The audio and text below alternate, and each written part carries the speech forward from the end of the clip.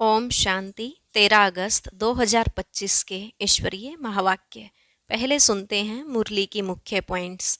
बाबा ने कहा, मीठे बच्चे, सारा मदार है पढ़ाई पर। जिनका यहाँ पढ़ाई में पहला नंबर है वही स्वर्ग में पहले नंबर में आएंगे। यह दुनिया है कांटों का जंगल। यहाँ तो आर्टिफिशियल सुख है, रियल सुख तुम्हें एक बाप ही देते हैं। सुखदाता बाप के बच्चे बनकर भी अगर तुम्हें दुख की फीलिंग आती है तो जरूर तुम्हारा यह बहुत बड़ा कर्म भोग है। बाबा ने कहा, तुम्हारे जो भी कर्म भोग हैं उनको अब योग द्वारा चुकतू करना है। अगर योग बल नहीं होगा तो मुचरा खाकर हिसाब किताब चुकतू करना पड़ेगा। सजा खाकर फिर पद पाना यह अच्छा नहीं। पुरुषार्थ करना चाहिए, नहीं तो फिर ट्रिब्यूनल बैठेगी। याद की यात्रा में रहने का सदा उमंग रहना चाहिए। जितना याद में रहेंगे उतना सेफ्टी में रहेंगे। लास्ट में बाबा ने कहा, बच्चे, कोई भूल हो जाए तो बाप को सच सच बताना है। अगर विकारों में गिरे तो बुद्धि में धारणा नहीं हो सकती। बाप तुमको गोरा बनाने आए हैं तो फिर तुम काला मुंह क्यों करते हो? इतनी बड़ी भूल की तो चकनाचूर हो जाएंगे। अब सुनते हैं महावाक्यों को विस्तार से। बाबा ने कहा, मीठे बच्चे, अकाल मूरत बाप का बोलता चलता तख्त यह ब्रह्मा है। जब वह ब्रह्मा में आते हैं तब तुम ब्राह्मणों को रचते हैं। प्रश्न, अक्लमंद बच्चे किस राज को समझकर ठीक रीति से समझा सकते हैं? उत्तर, ब्रह्मा कौन है और वह ब्रह्मा सो विष्णु कैसे बनते हैं? प्रजापिता ब्रह्मा यहाँ है, वह कोई देवता नहीं। ब्रह्मा ने ही ब्राह्मणों द्वारा ज्ञान यज्ञ रचा है। यह सब राज अक्लमंद बच्चे ही समझकर समझा सकते हैं। घोड़े सवार और प्यादे तो इसमें मूंझ जाएंगे। गीत। ओम नमो शिवाय। ओम शांति। भक्ति में महिमा करते हैं एक की। महिमा तो गाते हैं ना, परंतु न उनको जानते हैं न उनके यथार्थ परिचय को जानते हैं। अगर यथार्थ महिमा जानते तो वर्णन जरूर करते। तुम बच्चे जानते हो, ऊंचते ऊंचे भगवान, चित्र मुख्य है उनका। ब्रह्मा की संतान भी होगी ना। तुम सब ब्राह्मण ठहरे, ब्रह्मा को भी ब्राह्मण जानेंगे और कोई नहीं जानते, इसलिए मूंझते हैं। यह ब्रह्मा कैसे हो सकता? ब्रह्मा को दिखाया है सूक्ष्म वतनवासी। अब प्रजापिता सूक्ष्म वतन में हो न सके, वहाँ रचना होती नहीं। इस पर तुम्हारे साथ बहुत वाद विवाद भी करते हैं। समझाना चाहिए, ब्रह्मा और ब्राह्मण हैं तो सही ना। जैसे क्राइस्ट से क्रिश्चियन अक्षर निकला है, बुद्ध से बोधि, इब्राहिम से इस्लामी, वैसे प्रजापिता ब्रह्मा से ब्राह्मण नामी ग्रामी हैं। आदि देव ब्रह्मा। ब्राह्मण जो अपने को कहलाते हैं उनसे पूछना चाहिए, ब्रह्मा कहाँ से आया? यह किसकी रचना है? ब्रह्मा को किसने क्रिएट किया? कभी कोई बता न सके, जानते ही नहीं। यह भी तुम बच्चे जानते हो।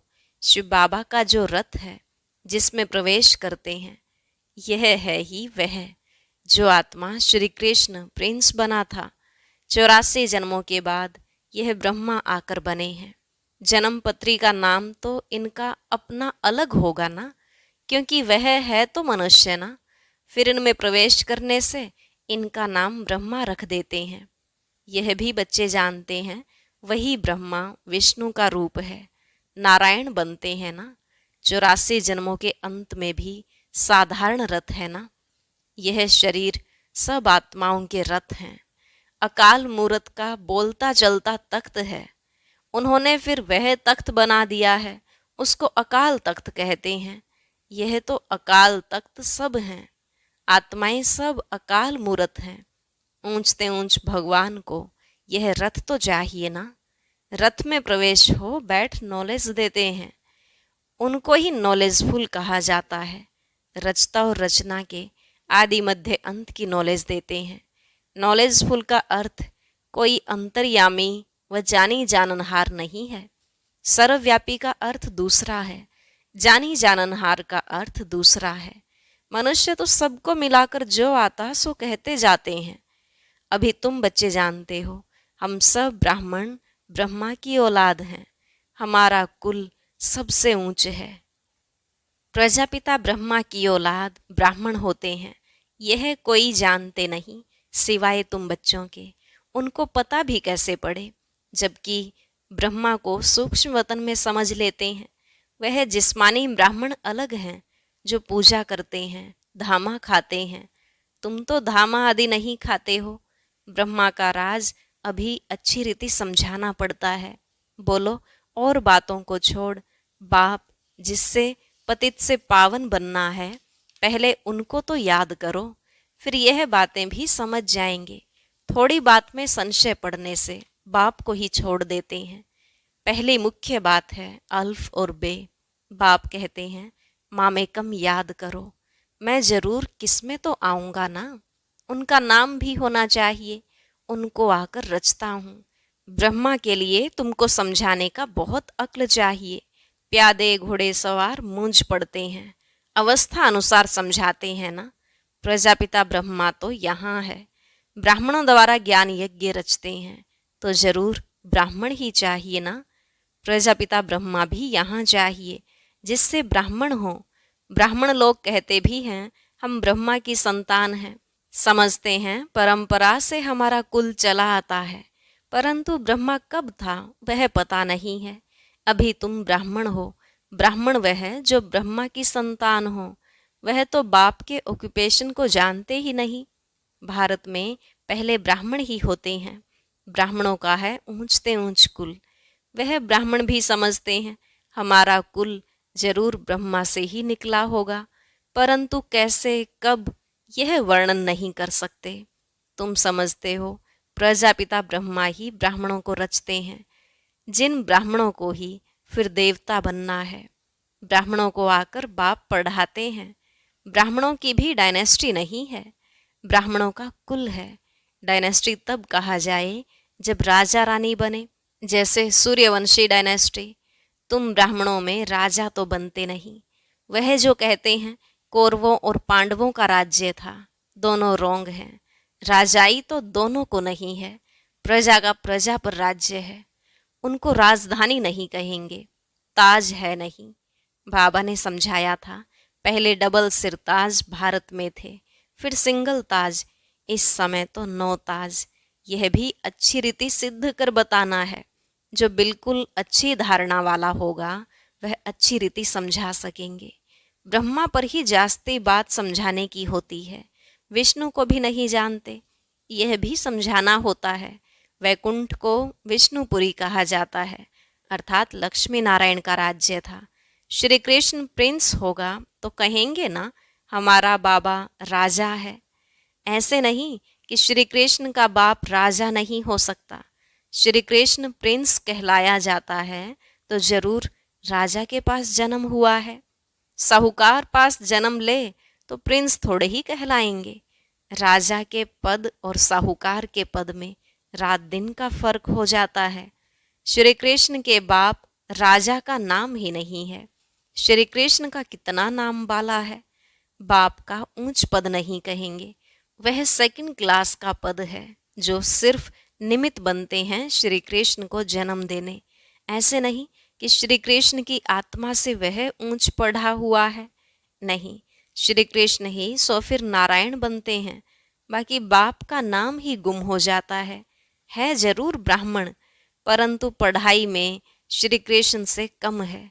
श्री कृष्ण की आत्मा की पढ़ाई अपने बाप से ऊंच थी, तब तो इतना नाम होता है। श्री कृष्ण का बाप कौन था यह जैसे किसको पता नहीं, आगे चल मालूम पड़ेगा। बनना तो यहाँ से ही है। राधे के भी माँ बाप तो होंगे ना, परंतु उनसे राधे का नाम जास्ती है, क्योंकि माँ बाप कम पढ़े हुए हैं। राधे का नाम उनसे ऊंच हो जाता है। यह हैं डिटेल की बातें बच्चों को समझाने के लिए। सारा मदार पढ़ाई पर है। ब्रह्मा पर भी समझाने का अक्ल चाहिए। वही श्री कृष्ण जो है, उनकी आत्मा ही 84 जन्म भोगती है। तुम भी 84 जन्म लेते हो। सब इकट्ठे तो नहीं आएंगे। जो पढ़ाई में पहले पहले होते हैं वहाँ भी वह पहले आएंगे। नंबरवार तो आते हैं ना, यह बड़ी महीन बातें हैं। कम बुद्धि वाले तो धारणा कर न सके, नंबरवार जाते हैं। तुम ट्रांसफर होते हो नंबरवार। कितनी बड़ी क्यू है जो पिछाड़ी में जाएगी। नंबरवार अपने अपने स्थान पर जाकर निवास करेंगे। सबका स्थान बना हुआ है। यह बड़ा वंडरफुल खेल है, परंतु कोई समझते नहीं है। इनको कहा जाता है कांटों का जंगल। यहाँ सब एक दो को दुख देते रहते हैं। वहाँ तो नेचुरल सुख है, यहाँ है आर्टिफिशियल सुख। रियल सुख एक बाप ही देने वाला है। यहाँ है कागविष्टा के समान सुख। दिन प्रतिदिन तमो प्रधान बनते जाते हैं। कितना दुख है। कहते हैं बाबा, माया के तूफान बहुत आते हैं, माया उलझा देती है, दुख की फीलिंग बहुत आती है। सुखदाता बाप के बच्चे बनकर भी अगर दुख की फीलिंग आती है तो बाप कहते, बच्चे यह तुम्हारा बड़ा कर्म भोग है। जब बाप मिला तो दुख की फीलिंग नहीं आनी चाहिए। जो पुराने कर्म भोग हैं उसे योग बल से चुकतू करो। अगर योग बल नहीं होगा तो मोचरा खाकर चुकतू करना पड़ेगा। मोचरा और माने तो अच्छा नहीं, सजा खाकर पद पाना अच्छा नहीं। पुरुषार्थ करना चाहिए, नहीं तो फिर ट्रिब्यूनल बैठती है। प्रजा तो ढेर है। यह तो ड्रामा अनुसार सब गर्भ जेल में बहुत सजाएं खाते हैं। आत्माएं भटकती भी बहुत हैं। कोई कोई आत्मा बहुत नुकसान करती है। जब कोई में अशुद्ध आत्मा का प्रवेश होता है तो कितना हैरान होते हैं। नई दुनिया में यह बातें होती नहीं।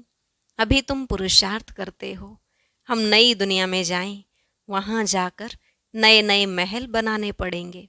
राजाओं के पास जन्म लेते हो, जैसे श्री कृष्ण जन्म लेते हैं, परंतु इतने महल आदि सब पहले से थोड़े ही होते हैं। वह तो फिर बनाने पड़े। कौन रचते हैं?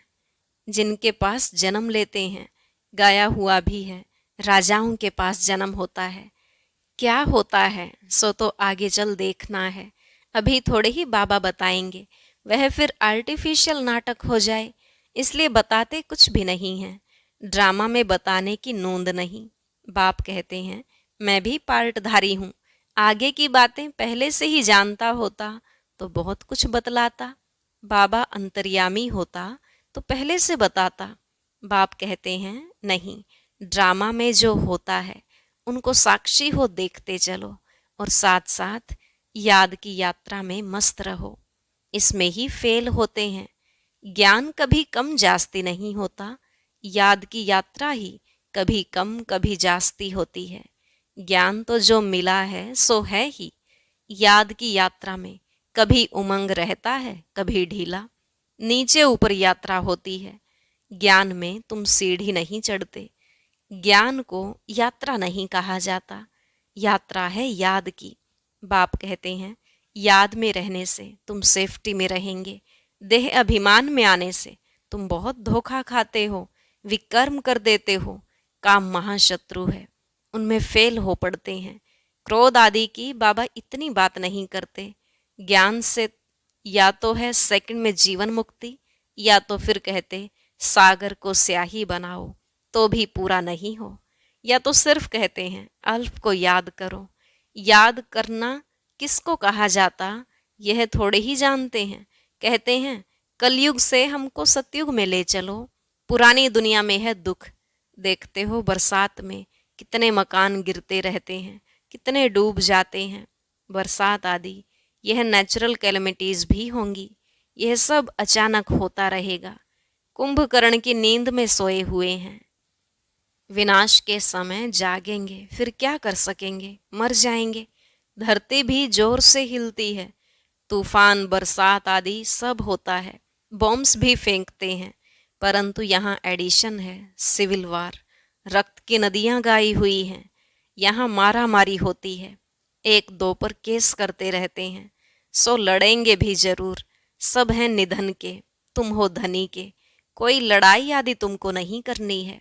ब्राह्मण बनने से तुम धनी के बन गए। धनी बाप को या पति को कहते हैं। शिव बाबा तो पतियों का पति है। सगाई हो जाती है तो फिर कहते हैं हम ऐसे पति के साथ कब मिलेंगी। आत्मा कहती है, शिव बाबा, हमारी तो आपसे सगाई हो गई, अब आपसे हम मिले कैसे? कोई तो सच लिखते हैं, कोई तो बहुत छिपाते हैं, सच्चाई से लिखते नहीं कि बाबा हमसे यह भूल हो गई, क्षमा करो। अगर कोई विकार में गिरा तो बुद्धि में धारणा हो नहीं सकती। बाबा कहते हैं, तुम ऐसी कड़ी भूल करेंगे तो चकनाचूर हो जाएंगे। तुमको हम गोरा बनाने के लिए आए हैं, फिर तुम काला मुंह कैसे करते हो? भल स्वर्ग में आएंगे, पाई पैसे का पद पाएंगे, राजधानी स्थापन हो रही है ना। कोई तो हार खाकर जन्म जन्मांतर पद भ्रष्ट हो जाते हैं, कहेंगे बाप से तुम यह पद पाने आए हो, बाप इतना ऊंच बने, हम बच्चे फिर प्रजा थोड़ी ही बनेंगे। बाप गद्दी पर हो और बच्चा दास दासी बने, कितनी लज्जा की बात है। पिछाड़ी में तुमको सब साक्षात्कार होंगे, फिर बहुत पछताएंगे, नाहे कैसा किया। सन्यासी भी ब्रह्मचर्य में रहते हैं तो विकारी सब उनको माथा टेकते हैं। पवित्रता का मान है, किसकी तकदीर में नहीं है। तो बाप आकर पढ़ाते, फिर भी गफलत करते रहते हैं, याद ही नहीं करते, बहुत विकर्म बन जाते हैं। तुम बच्चों पर अब है बृहस्पति की दशा, इससे ऊंच दशा और कोई होती नहीं। दशाएं चक्र लगाती रहती हैं तुम बच्चों पर। अच्छा, मीठे मीठे सिकिलदह बच्चों प्रति माता पिता बाप दादा का याद प्यार और गुड मॉर्निंग। रूहानी बाप की रूहानी बच्चों को नमस्ते। रूहानी बच्चों की रूहानी बाप दादा को नमस्ते नमस्ते, गुड मॉर्निंग, शुक्रिया बाबा शुक्रिया। धारणा के लिए मुख्य सार। पहला पॉइंट, इस ड्रामा की हर सीन को साक्षी होकर देखना है। एक बाप की याद में मस्त रहना है, याद की यात्रा में कभी उमंग कम न हो। दूसरा, पढ़ाई में कभी गफलत नहीं करना, अपनी ऊंच तकदीर बनाने के लिए पवित्र जरूर बनना है। हार खाकर जन्म जन्मांतर के लिए पद भ्रष्ट नहीं करना है। आज का वरदान, सच्ची सेवा द्वारा अविनाशी अलौकिक खुशी के सागर में लहराने वाली खुश नसीब आत्मा भव। सच्ची सेवा द्वारा अविनाशी अलौकिक खुशी के सागर में लहराने वाली खुश नसीब आत्मा भव। बाबा ने कहा, जो बच्चे सेवाओं में बाप दादा और निमित्त बड़ों के स्नेह की दुआएं प्राप्त करते हैं, उन्हें अंदर से अलौकिक आत्मिक खुशी का अनुभव होता है। वे सेवाओं द्वारा आंतरिक खुशी, रूहानी मौज, बेहद की प्राप्ति का अनुभव करते हुए सदा खुशी के सागर में लहराते रहते हैं। सच्ची सेवा, सर्व का स्नेह, सर्व द्वारा अविनाशी सम्मान और खुशी की दुआएं प्राप्त होने की खुशनसीबी के श्रेष्ठ भाग्य का अनुभव कराती हैं। जो सदा खुश हैं वही खुशनसीब हैं। स्लोगन, सदा हर्षित व आकर्षण मूर्त बनने के लिए संतुष्ट मणि बनो। सदा हर्षित व आकर्षण मूर्त बनने के लिए संतुष्ट मणि बनो। अव्यक्त इशारे, सहज योगी बनना है तो परमात्मा प्यार के अनुभवी बनो।